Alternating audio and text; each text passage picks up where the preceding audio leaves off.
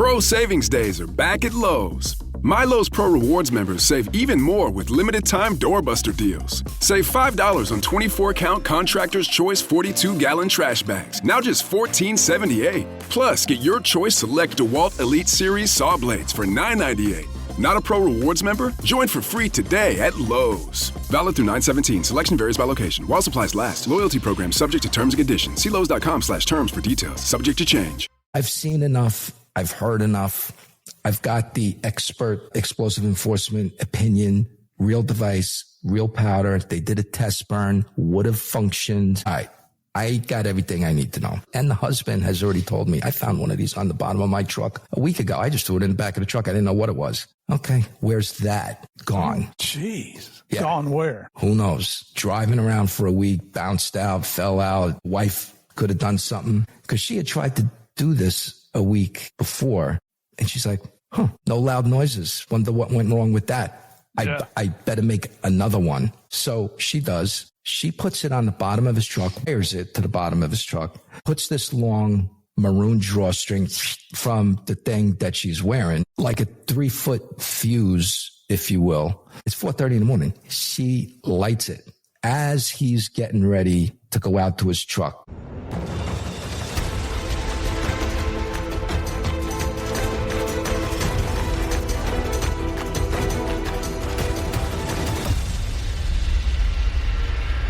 Hey guys, welcome back to this week's part 3 with Eric Immesberger, who is a retired ATF agent. He's telling us some great stories over the past couple of days, and we're in the middle of this, what started out to be a murder for hire that continues to grow and grow. It's like this thing doesn't have an end. We left you on a cliffhanger yesterday where they've identified this guy who was pulling the bank robbers, killed himself once he was trapped. When they're doing a search warrant on his parents' house at the Lake of the Ozarks, they find a shoebox full of photographs. And so now we're pursuing through these photographs where they've identified a lady who Eric has described as genetically perfect. And as I said yesterday, I'd never heard that term before, but she must be an 11. She was well put together, and she had just graduated to a substantial cocaine habit. Oh. So that was going on with her. I don't want to say her name, Steve, because she did have a daughter with bank robbery guy. I am almost certain. She definitely had a daughter, and a cautionary tale to the masses. Miss Genetically Perfect, who could have married like anybody. She could have had a set up life, even with a kid, dead boyfriend, and still got a kid. But she chose, cocaine, like we would drink coffee in the morning. And she wound up dying of a overdose. So I feel sympathy for the child that she had to grow up not really knowing mom too well, probably, and or maybe a little bit, but not knowing the backstory. So I make an assumption that kid may, he could be talking about anybody, maybe not my mom. Yeah, so, that's fine. Little of that protect the innocent, as Adam 12 would say. So there you go. I do feel sympathy for that kid who right now is a grown adult. I hope to God she's still alive, and has done something positive with her life. You hope. Right. So we identify the girl in the photograph that's have sex acts with both our dead bank robber now and Miss Genetic Perfect. I'll just call her that because she was a good looking girl. So we need to get you a cup of cold water or anything here? Yeah, good. I'm immune. Okay, I got you. So we knock on this girl's door. Same building, the woman I was hired to kill. So it's Wes and myself. And she answers. She's home. And we go, hey, I want to talk to you about Wayne Williams. He's already dead. She goes, well, why, what? And then we're like, hey, it's almost like you sing the song. We know something you don't know, and we have something that you wish we didn't. Uh-huh. And she was very hesitant to speak. And then Exhibit A, is that you with no clothes on with Miss Genetic and Mr. Williams? Okay. I'm like, now you can be with them or you can be with us. What do you want to do? And there was zero indication she had anything to do with these bank robberies in any aspect. So it was easy to get her cooperation. I have to jump through a bunch of hoops because what was the target? The girlfriend who we fully believed in some manner was involved with, like Wayne Williams was doing these bank robberies by himself inside the bank. But was she outside looking out, a getaway driver? By the way, where's all the money from all of these robberies? So Miss Limo Girl decides to cooperate.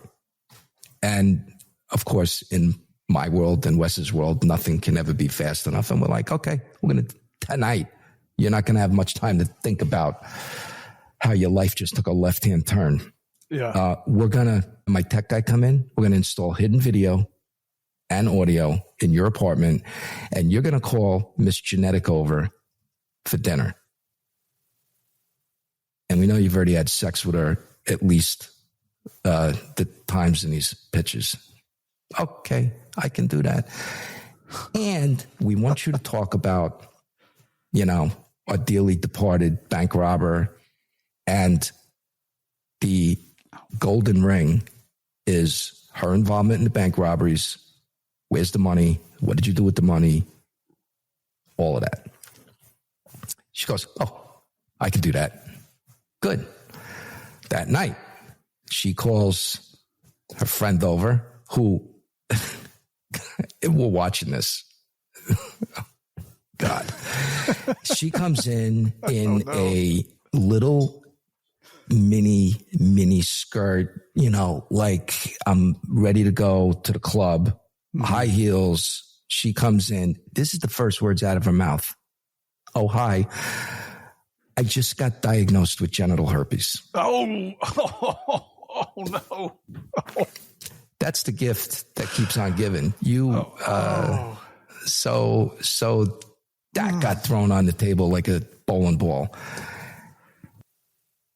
But Miss Genetic can't stop there. She goes, and later in the conversation, she goes, and I have 2 attorneys, because of all this bank robbery stuff, and I've already been interviewed and blah, blah, blah. I got 2 attorneys, and I haven't been paying them. I've been banging them. And the older attorney has employed his daughter's husband, his son-in-law, an attorney, the 2 of them. So these are the 2, son-in-law and father-in-law, who individually have no knowledge, according to her, that she's drilling both of these guys. Oh my gosh. Yeah. You can't make this up. You can't make this up. So now I need, and this is what she admits to on tape. She goes, oh yeah, some of the dye pack money, I found a way to get dye pack red out of these bills.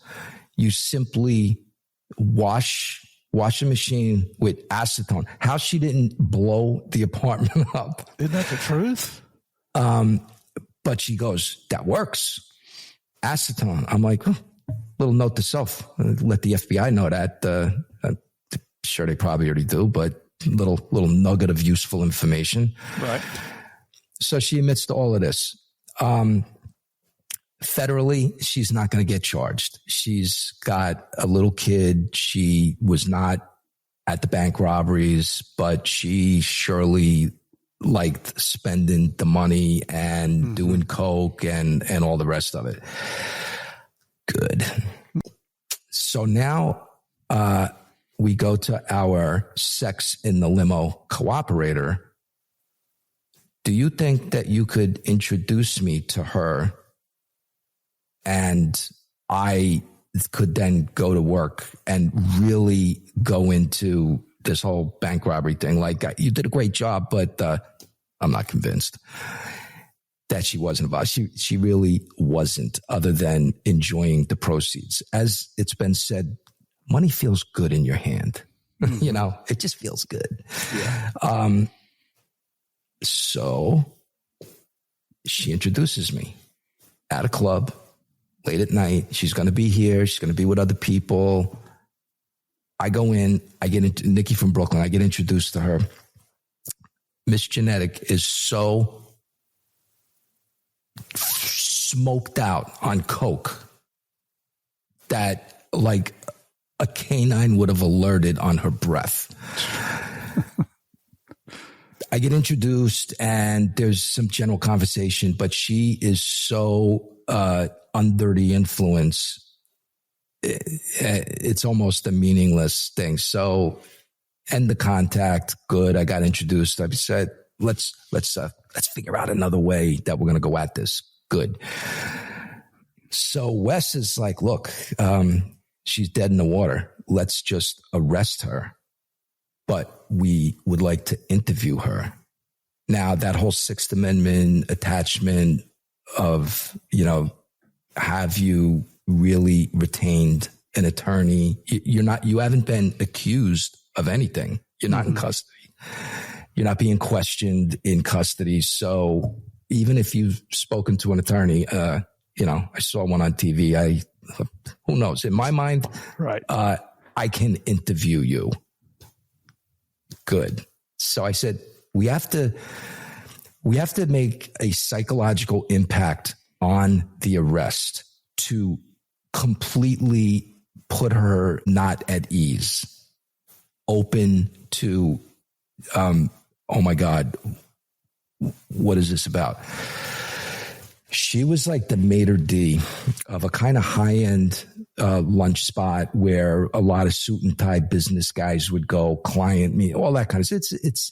It's a lunch spot, but you know, we probably wouldn't go there, you know, for the $20 cheeseburger. Yeah. But she's running the show and it's packed every day. Not so much for the cheeseburgers because they're looking at her. It's like a runway fashion show anytime you go to lunch there. And she's got the bolt-ons. I don't know what surgeon did her surgery, but he gave his money's worth to that operation. Like, perfect. So we knew that. So in Kansas City, you make an arrest as a uniformed cop. You don't transport your own prisoner. You call a prisoner van. Not only do they transport, they do all the processing for you. Oh. Wow, nice. Kansas City has got a lock on best practices. They really do. So, and it's a windowless van. So we have the van in the parking lot of this joint ready to go. I grab two uniform guys. Wes gets them off the road and I give them the 5-minute brief. I'm like, look, here's the story in a nutshell. The girl's inside. This is what you're going to do. You're going to arrest her, but you're going to walk in full uniform. And I did this at the height of lunch hour because I wanted to make a spectacle in her mind. They walk in and I go, say nothing. You say her name. Are you so-and-so? Yes, you're under arrest. And then say nothing else. Nothing. Rear handcuff her. She's not going to put up a fight, but she's going to be an emotional wreck. Say nothing. Walk her out. And they do that. Like you could hear the fork drop on every plate. Like, oh. Did you just see that? What could this possibly be about? So now I know I'm at the back of the van. The doors are open. And I said, get her pocketbook. She's not going to have it on her, but make sure you leave with her pocketbook. Very important. Do not leave without that. They get that. They bring it out. I got the ATF shield around my neck. My buddy Wes, Kansas City robbery. And this is what I say to her. I say her first name. I'm like, hey, here's who I am. Introduce myself. And I have her purse now. And I had gone through it real quick. I got to make my own luck here. I need something to hit her between the eyes with. Well, I see this little scrap of paper, and this is what it handwritten. Swedish Massage Institute. 5 lessons, so much, and a phone number. I'm like, yes, perfect. So now she's at the back of the van. I already know this little nugget of information. And I'm like, hey, guess what? Here's who I am. You're under arrest. I didn't tell her federally, state, you're under arrest. And I said, I've been authorized by the United States Attorney's Office to conduct electronic surveillance on you, which is a true statement. We're the only agency that still mandates you need an AUSA to give you verbal permission to conduct electronic surveillance. It's like, we don't need that lawfully, but it's like, well, it's the way we've always done it. And it's like a checkbox. You have to check that off. Oh, yeah. So we still do it. The AUSAs get sick of us calling. They're like, the answer is yes. Yeah, you can call me, but of course, we're not going to deny you, go make your tape recording. Good. So I say to the girl, I'm like, hey, I've been authorized to conduct electronic surveillance on you. I know everything about you talking dirty. And I even know about the Swedish Massage Institute. 5 lessons, blah, blah, blah. She goes, oh my God, you know everything. Like, mission accomplished. You have completely accepted the premise that I laid out. I'm listening to your phone. I'm like, you have become the star in our little show. Yeah. And she believes it. Into the van. Back to one of the I don't know if we brought her to the ATF office. We brought her to some recorded interview room. And she agrees to be interviewed. And, here's why you're here. Tampering with evidence. Bank robbery money. And I said, by the way, where's this? We're interested in proceeds. Is there any money left? And I said, by the way, did Wayne buy that augmentation with bank robbery proceeds? You're not going to take them, are you? She looks at me indignant. And she goes, my father paid for these. Okay, Dad. Father of the year. Right there. I see where the train has now started to go off the tracks in her life. Oh, my goodness. But she ultimately says, yeah, I want to call my attorney. Good. Yeah. Good for you. In my mind, you're not going to prison. Probably not even going to go to jail over this, but you're going to plead guilty to something because you're dead in the water and I got you on tape and blah, blah, blah. So typical fashion, whenever somebody would ask for an attorney, I'm like, yeah, absolutely. I said, and make sure it's a good attorney because you're dead in the water. And everybody's got an interview style, but generally guys that I would want cooperation from, I would almost do a reverse proffer in the interview. I would tantalize them a little bit. And I would say, listen, I've got this. I've got you on tape doing this. I've got you on video selling us all this crack and firearms. Hey, you can go to trial, but your face is going to be on the 12-foot screen in federal court. Are you going to tell 12 people that's not me? That's a tough one. Yeah.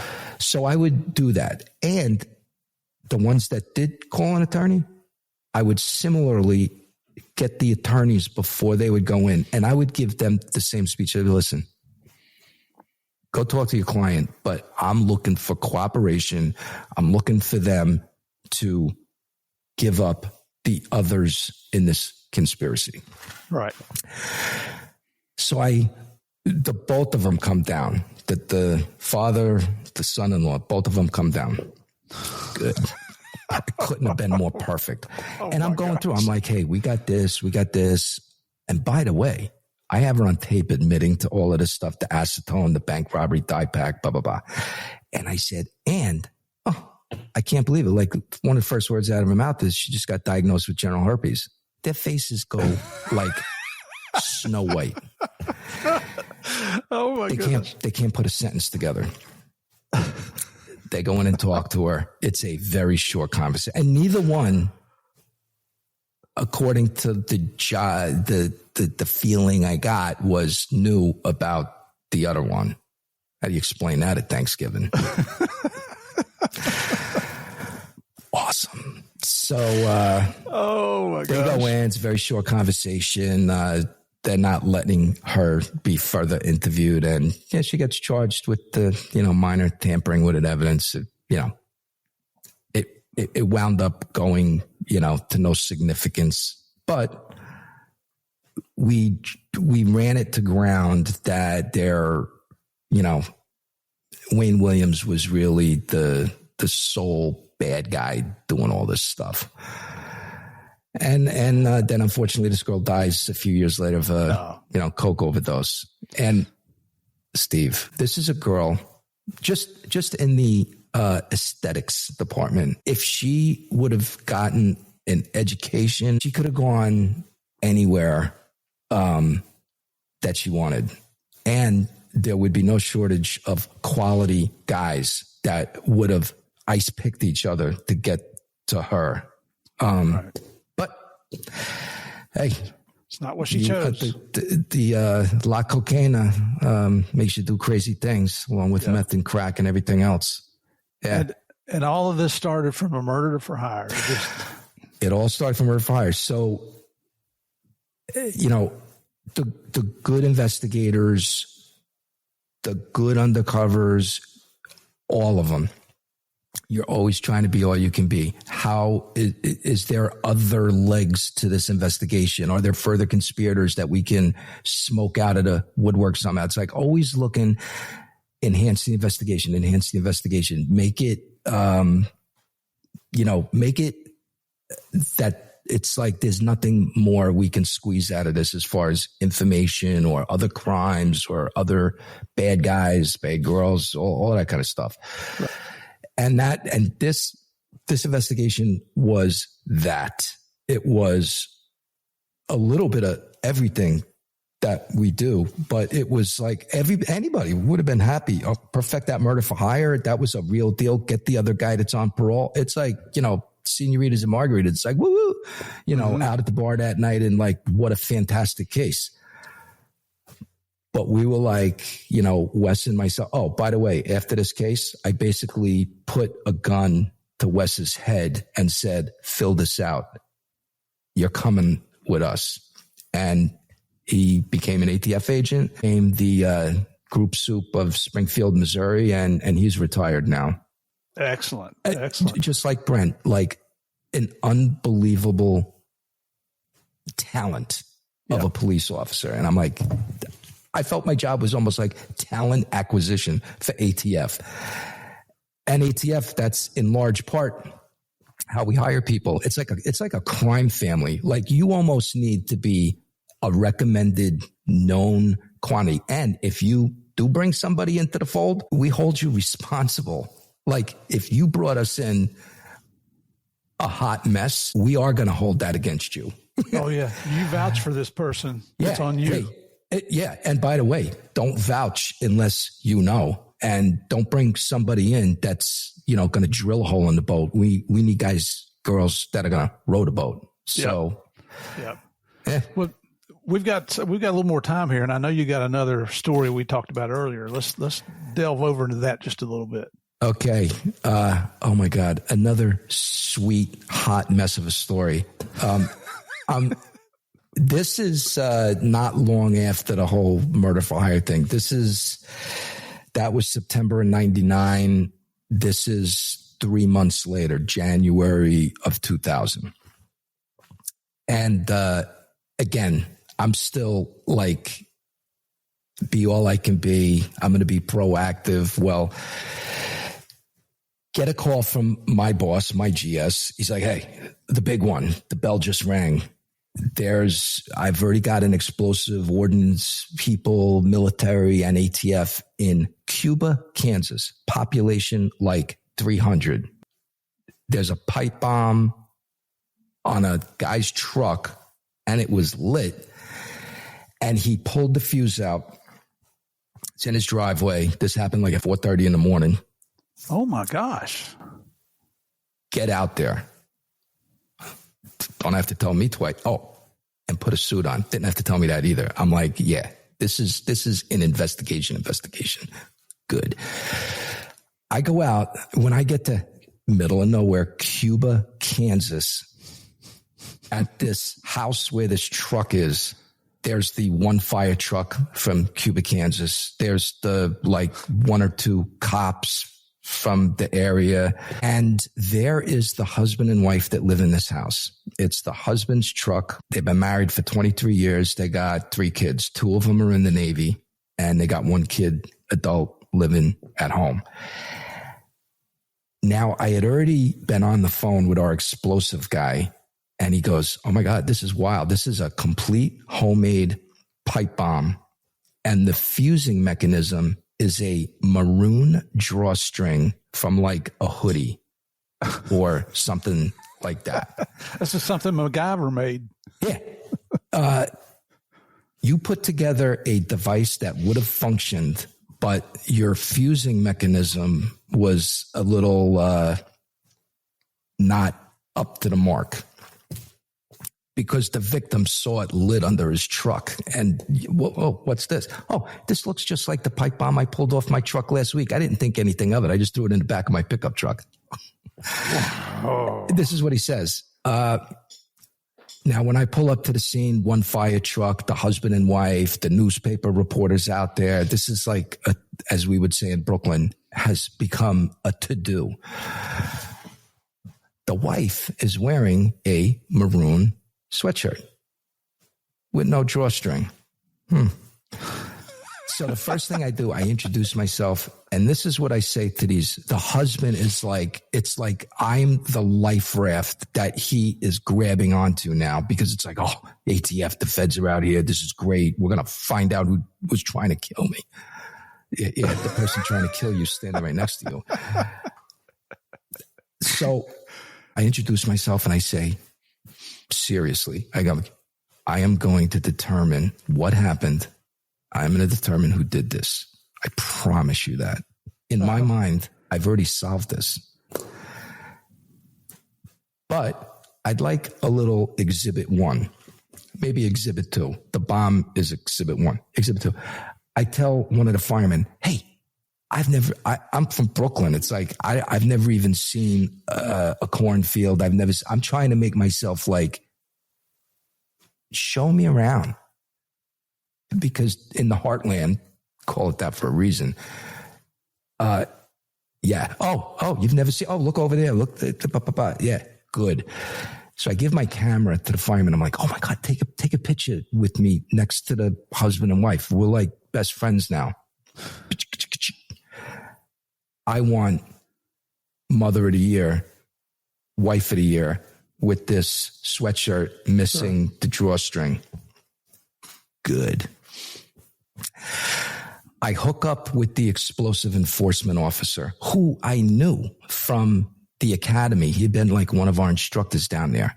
Good dude, former military guy. Mostly our non-agent explosive enforcement officers, typically military experience. And his name was Johnny. And this dude, you couldn't slap a smile off this guy's face. This guy smiled. It was like welded on his face. Yeah, Johnny. Nicest dude in the world.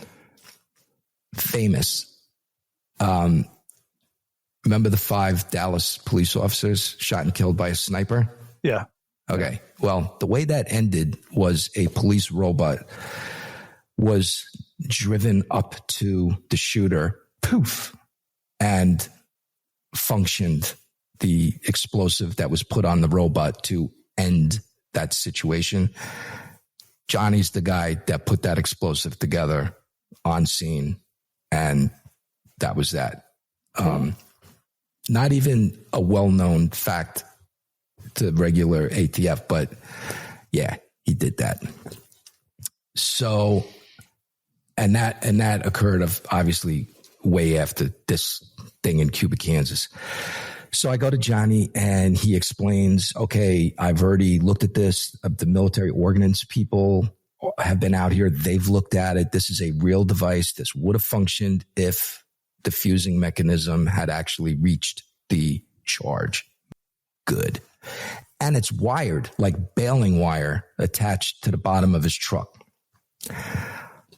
And they're both, the wife is even more excited now. She's like, I want to know who would have done something like this. My husband, somebody tried to kill my husband. And she works for the local newspaper in some fashion. So she's like, we're going to do a story on, okay, good. I'll be with you in a little bit. I need to see a little bit more of what's going on over here. So sure enough, I'm looking at the device. Yep, it's good to go.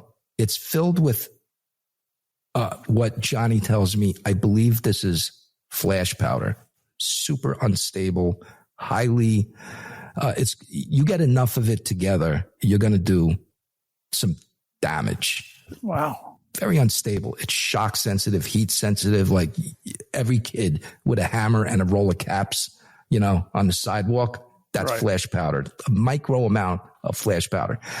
Well, flash powder is also in firecrackers, the M100s, all those blockbuster things that everybody wants to put together in their living room. Right. On July 1st. Good. So now we're looking around the outside, and I go to the back of the house, and there's a back door, and what's on the ground? Hundreds of firecrackers opened. I'm not kidding. Wow. I'm like, okay.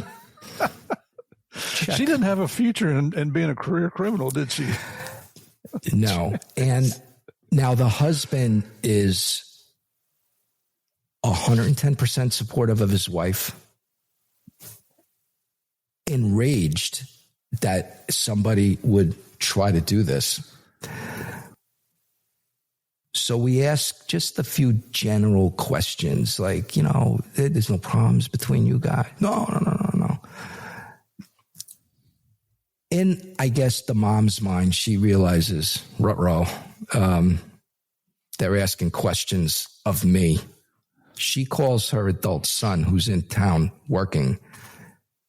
That hothead comes racing back, driving over the lawn, like power skidding up to the picnic table that I'm sitting on with mom.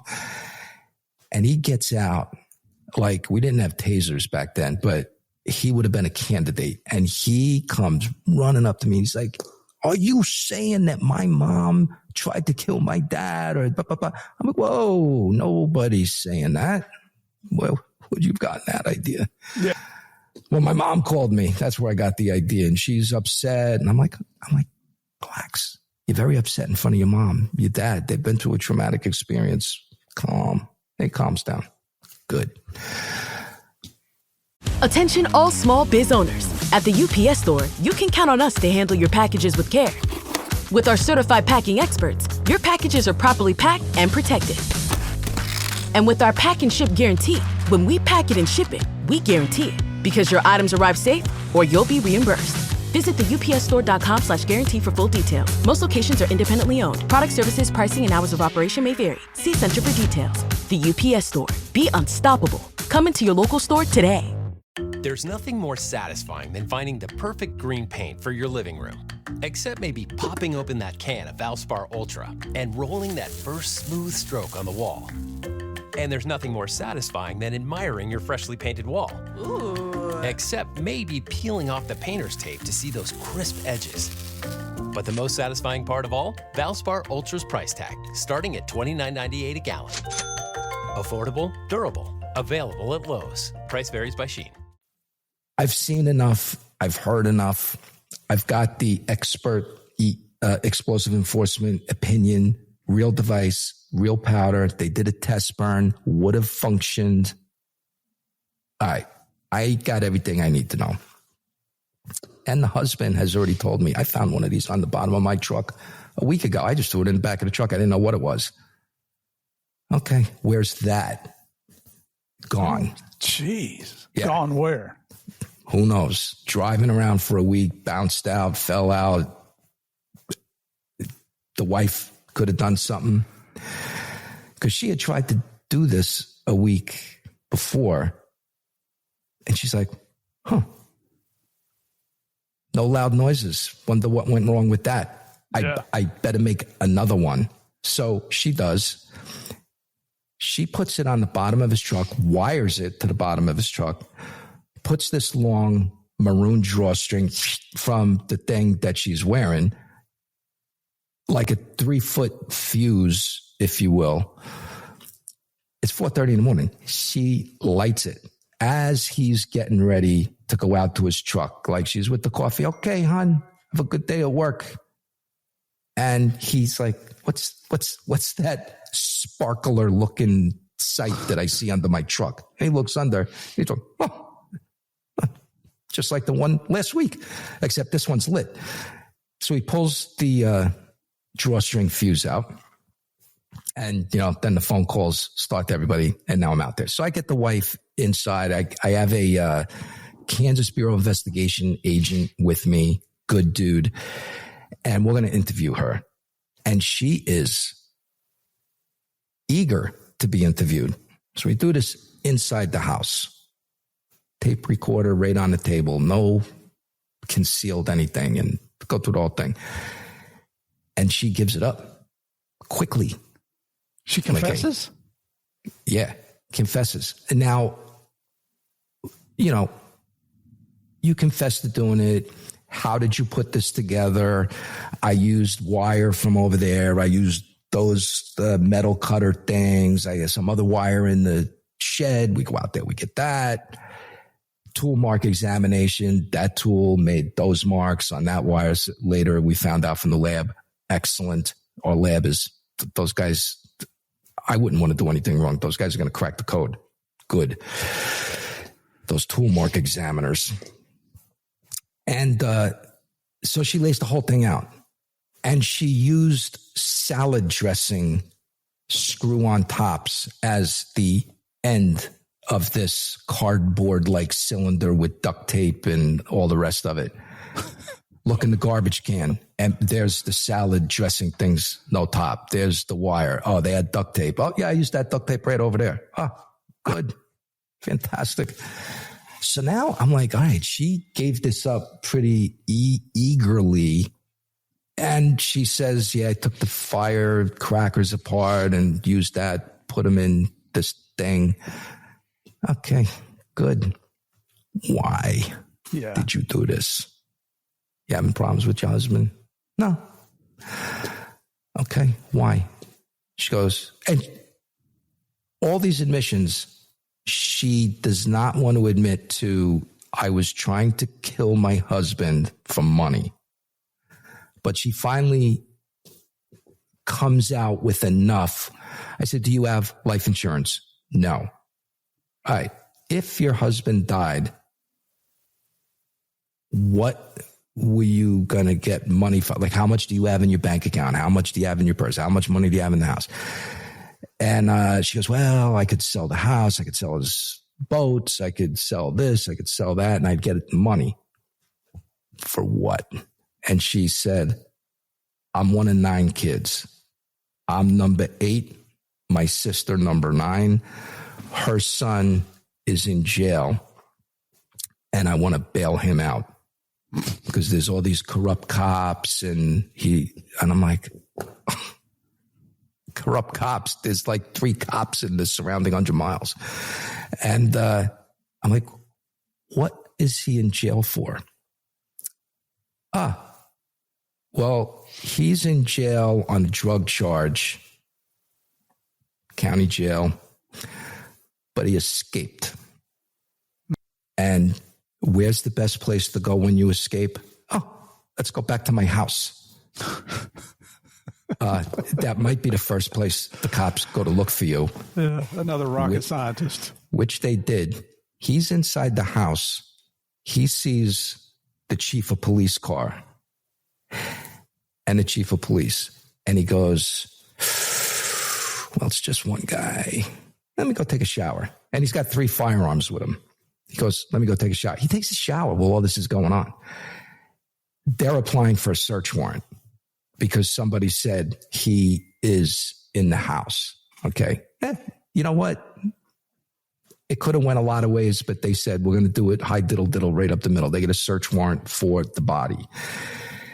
And he comes out of the shower, and now not only are there more police, but there's state troopers surrounding the house. So my little jump out the window plan with my 3 guns, that's not going to work. So he does the next best thing. He goes up to the attic, and he's got his guns laid out in front of him, and they execute the search warrant. And a uniformed officer had a police canine, and they put the canine up in the attic. And according to this guy, like, the dog didn't see him, and it's just there, like laying down by the opening. And the officer, the canine handler, goes through the opening, and as soon as he puts his head through it, this guy starts shoots the cop in the head, dead. Oh. Kills the canine, dead. And the chief, I think the police chief, like, caught his guy coming out of the attic stairs, and exfil out of the house, and he goes, just start putting gas up in the attic, which they do, and stupid surrenders. And what an idiot! That's what the nephew of our pipe bomber wanted, to get him out of jail. To which he doesn't have a bail package. He shot and killed a police officer. No bail condition. How much, he had he had a small bail amount from the drug charge. She might have been able to do that, but, guy just killed a cop. Yeah. What's wrong with you?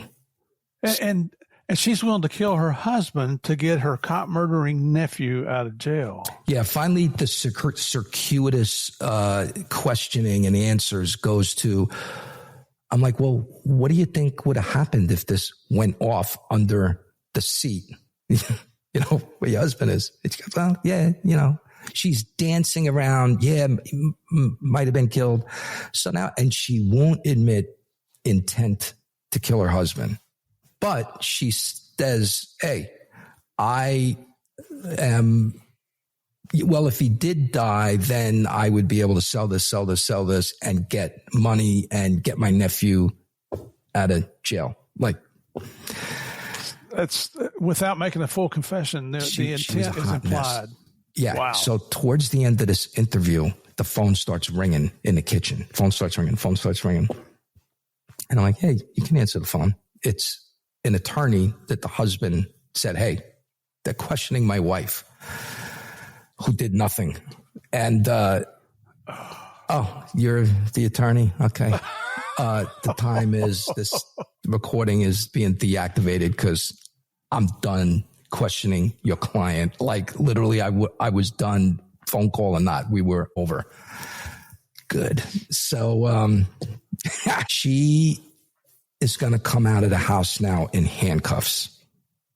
The husband is all antsy, angry, because we have informed her that, hey, your wife put that on your truck. Your wife wanted to harm you to get money, sell all your assets to get money to bail out this nephew. Because I said, well, if you went to your husband and would he agree to give you money to bail? Probably not. No. Okay. Doesn't even like my sister. Perfect. Perfect. They need a wing in the county jail just to hold people from this family. So the husband is now enraged. He's not like kicking and screaming enraged, but he's vexed. that were telling him your wife is the one that did this, and here's why. She would never do that. I don't believe you. Well, whether you believe me or not makes zero difference in my day. I want to say goodbye to her. I'm like, I'll arrange that. The opportunity for more conversation, perfect. So I put 2 cars, ATF cars, bumper to bumper. I told the husband, you are on one side. I'm going to let you speak to your wife. There's no contact. Wife comes out. This is what he says. Don't worry, honey. I know you didn't do this. I know you're innocent. Everybody knows you're innocent. I'm with you. I'm with you. I just want you home. Like, okay. Wow. This is what the wife says. Deadpan delivery. She goes, Gary was his name. Gary, didn't you hear what they told you? I tried to kill you, something to that effect. I couldn't pull out a pad of paper fast enough to write that down so I could say, yeah, I wrote it down like 2 seconds after she said it. And that was the end of that conversation. We took her away. I was like, good God. Did he ever realize? He had to. So she's arrested for attempted murder. So in that county, there's the district attorney, the prosecutor, and I think there was one other person in the office and a secretary. That was the prosecutor's office. So I met with him and I said, listen, we'll do, you don't have to spend a dime. We will do everything that involves any expensive money in this investigation. You know, prosecute. We will bring you everything perfectly wrapped up, and then you do your thing. We're not going to charge her federally. And he couldn't have been happier. I'm like, all you have to do really is stand in court and do your thing. We're giving you everything. So, of course, her lawyer wants a preliminary hearing. Like, she wants a preliminary hearing where I'm going to give testimony along with Johnny, and she believes she's going to destroy probable cause, and the judge is going to dismiss everything out of hand. Because it's not often I get to defend an innocent client. Okay, good. So Johnny and I go, and we're going to testify. And we are superbly prepared for this court appearance. The entire county turned out. Like, there wasn't room in this courtroom for a stroller filled. And we basically lay out everything, the entire investigation, the interview, the statements, the device, the lab determination, everything. And the defense did not get the expected outcome. I think the judge was horrified. And I would think everybody was. This prosecutor writes a letter right up to headquarters. He's like, I just want to commend Johnny and Eric, the testimony. I've never seen a better prepared investigation. Excellent. In my career. And of course, I think she bit off 5 years on a plea, but that was Cuba, Kansas. Oh, we tried to find the other device, and she had said I threw some other stuff out in the garbage. We traced this like the funny cop stuff. We traced the garbage route, the company, the dumpster. Did you empty it today? Yes. Where did it go? Where did it go? Where did it go? Went to a massive garbage collection point where it would then be taken on 18-wheelers out to a landfill. The truck was packed still. And we knew, she described, I put it in this kind of bag. So we put on the spaceman suits, and all night, I mean all night, they dumped the tractor trailer and we went through everything. It was the height of pheasant hunting season. There had to be thousands of pheasant carcasses.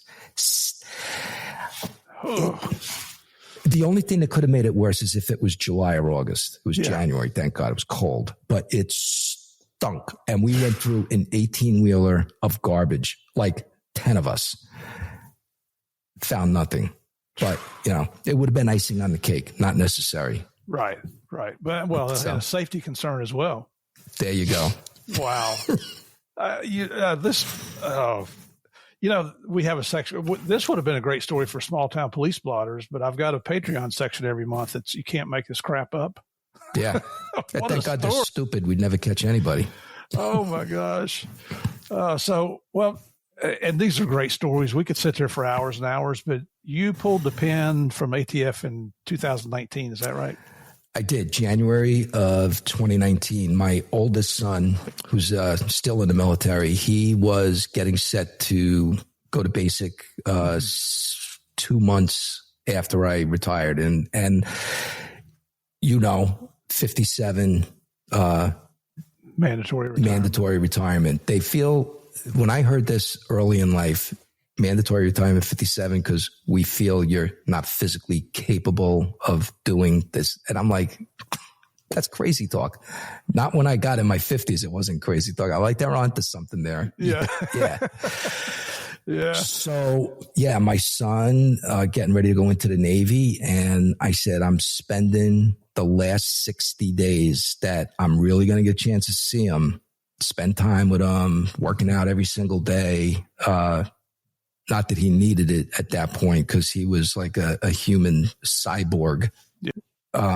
But it was like the last 60 days where I'm going to see you every day. You're going to go on and do great things, but I'm not going to be able to see you every day. So nice. Very nice. And that's literally why I left. Yeah. And you know what, ladies and gentlemen, you call that priorities. I mean, you chose the right priority there. Not that you didn't love what you were doing, but nothing beats family. And how many times you're just like me and every other dedicated law enforcement professional, how many times do we put the job before the family? Constantly. Yeah. And I consciously was that guy. I'm like, I was never, ever, ever home. I got into a shooting at a hotel at like 11:45 at night.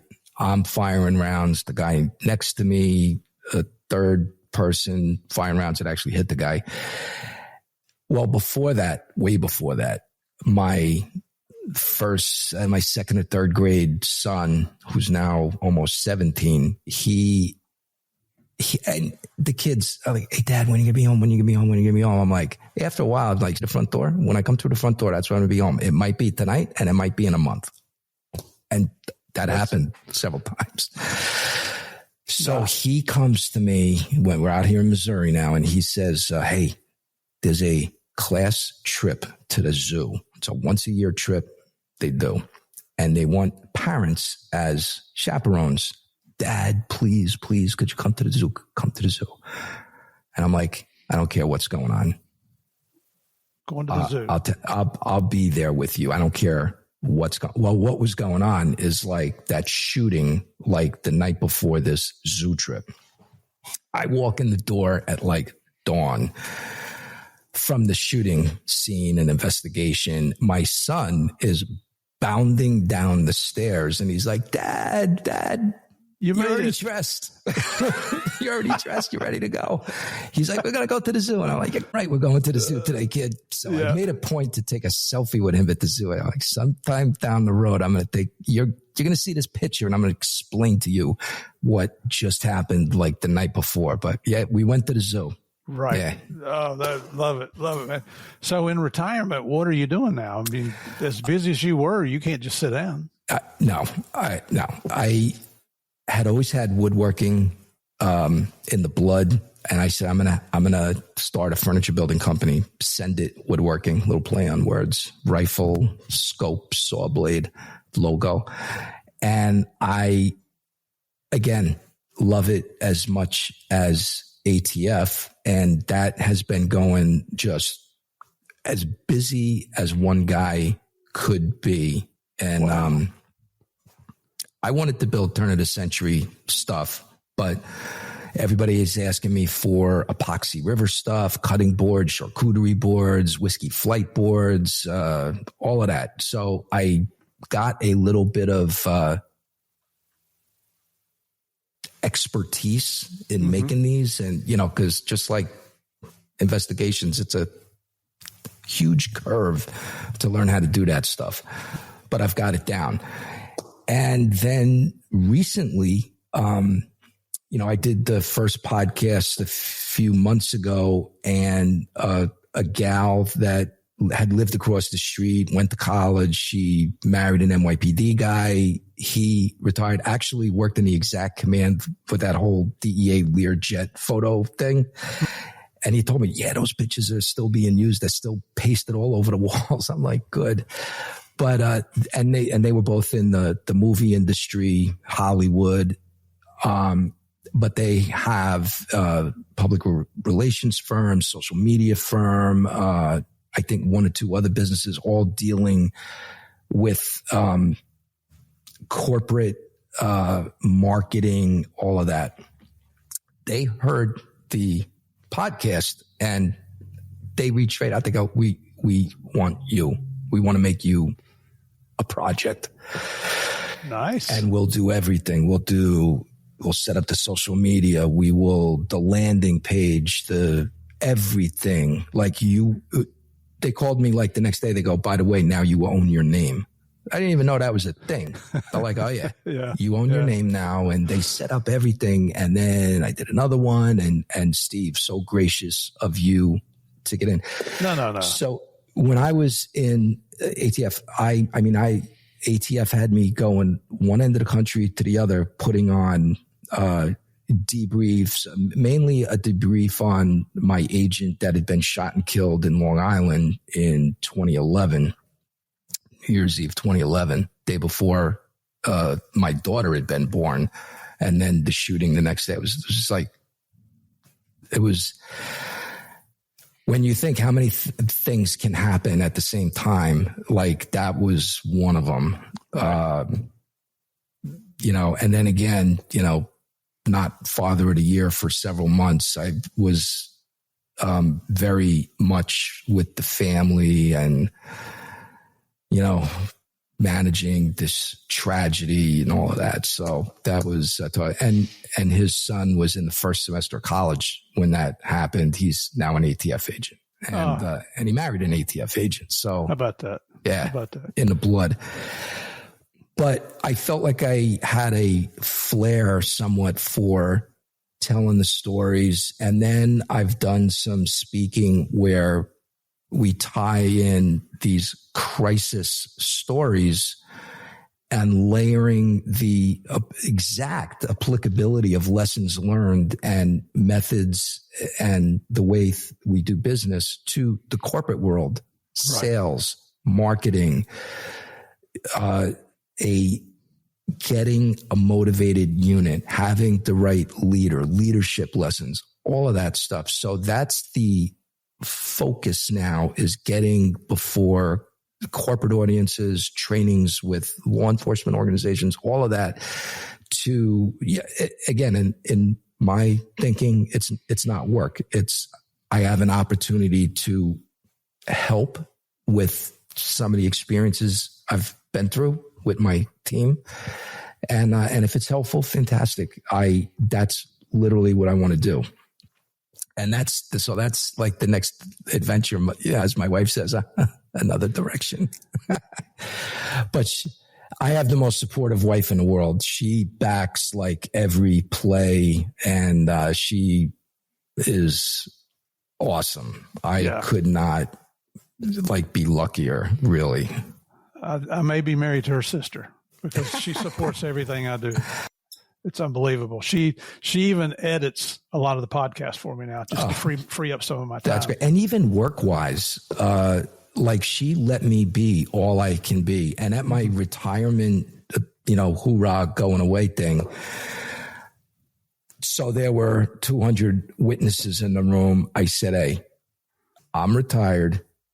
She was an AUSA and had been for many years, super talented in that. Mm-hmm. And she had been approached for promotion many times, and she says, "Hey, I can't commit to that. We got the kids. My husband works 8 days a week. You see him in the office all the time. So I can't." And I said at my retirement, I said, "Hey,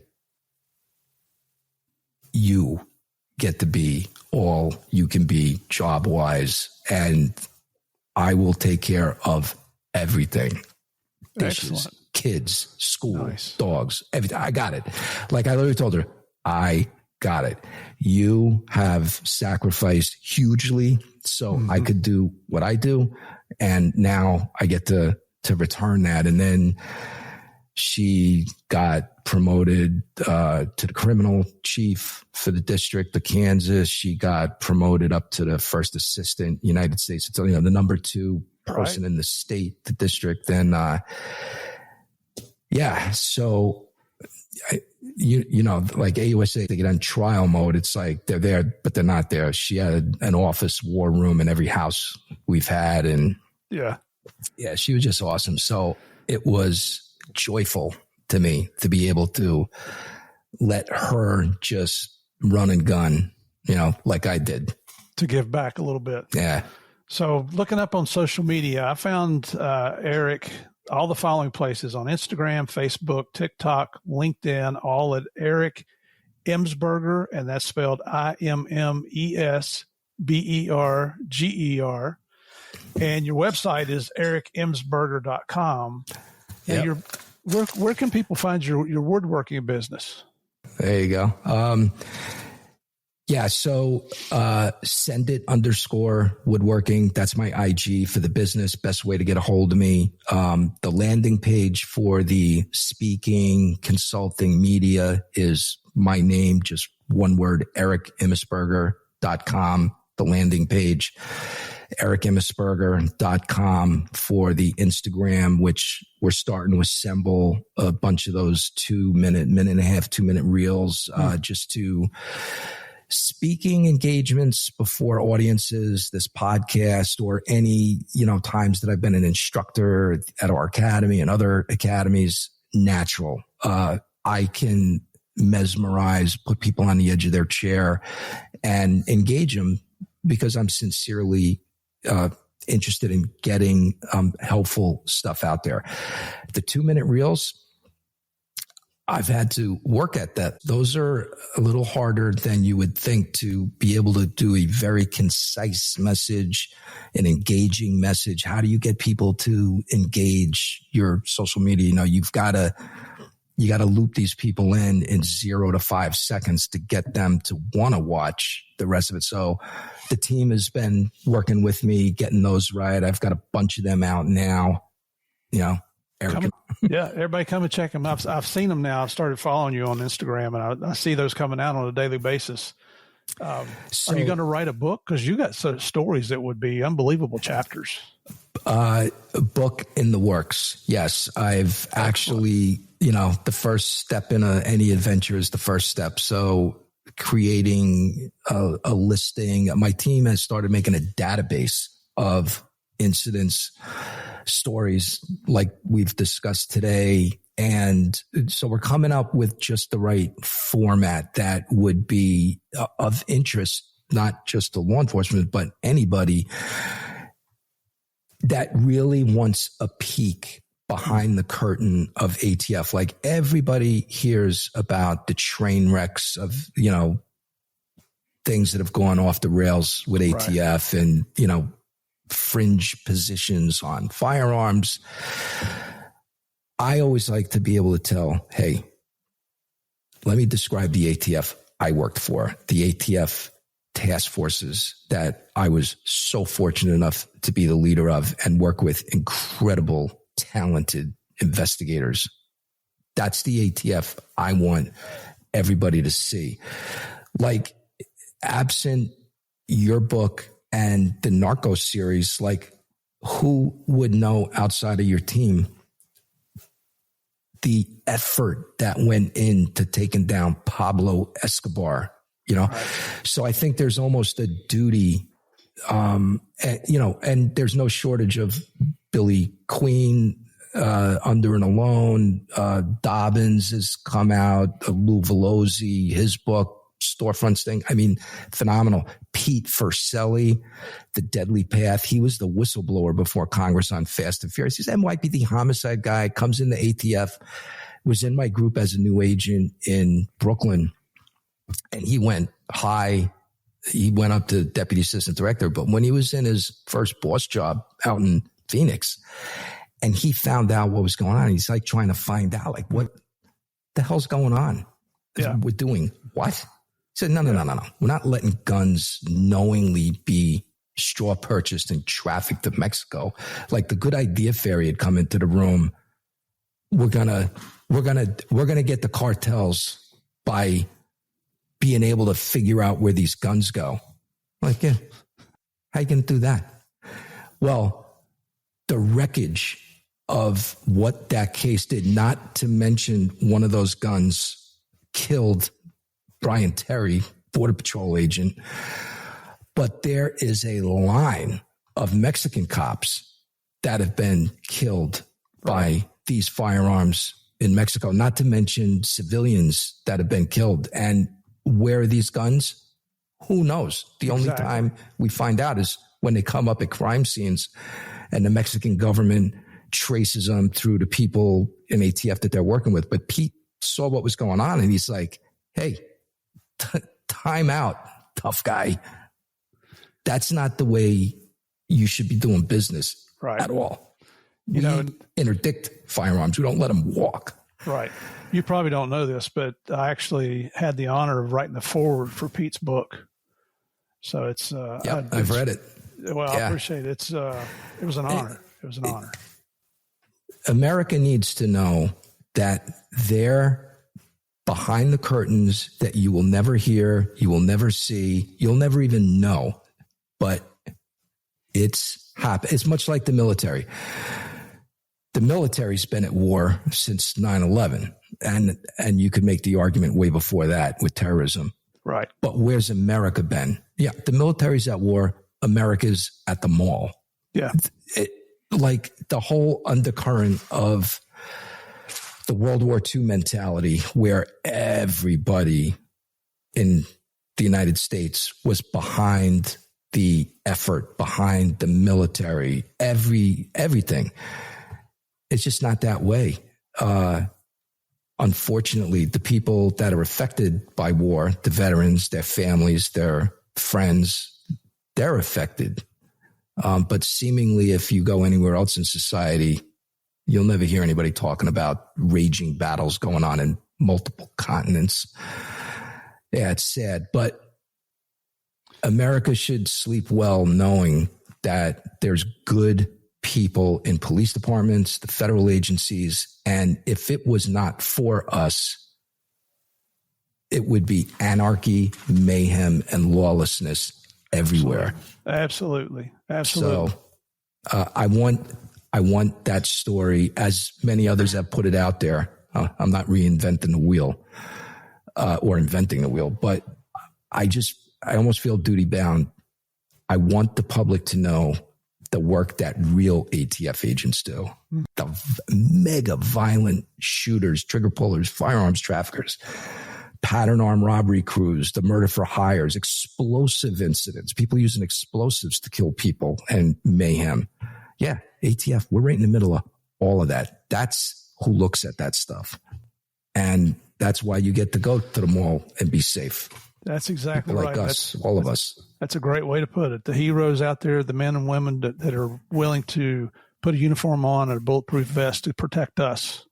Yeah. Can't say enough good things about them, and that's why the game of crimes exists. Not for the faint of heart. Absolutely not. Brother, it has been more than a pleasure to have you on here. Thank you so much for giving us a full 3 hours plus. I know you have the pleasure business. was mine. Well, you have businesses and you have other things to take care of. You're proud of your son for joining the military. God bless him and protect him.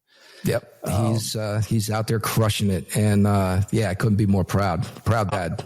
Absolutely. Absolutely. So everybody, thank you guys again for coming back this week to enjoy. I hope you found this as exciting as I did, because I mentioned to you, our pre-call was about 90 minutes and that's usually about a 15-minute call. just because there's so many more stories. I can't wait for your book to come out. It's going to be fantastic. I just truly believe that. But none of this is possible without you listeners coming back every week. If you're listening to this and you haven't signed up on YouTube yet, do me a favor, go over to YouTube, in the search bar, type in Game of Crimes Podcast, hit that subscribe button, listen to some of the episodes, put a face to the name of the people you've been listening to on your audio. Hit that like button on there, send me your comments. If you'd like a little bit more content, check out gameofcrimes.com at our website, and also patreon.com/gameofcrimes. I've got some new surprises getting ready to come on over there starting September 1st. So if you're curious about that, come on over. And in the meantime, let's see if we can figure out why you come back every week. I know why you come back, because you enjoy playing the biggest, the baddest, the most dangerous game of all, and that's the Game of Crimes. God bless. Eric, thank you so much, brother. Thank you, sir. See y'all next week.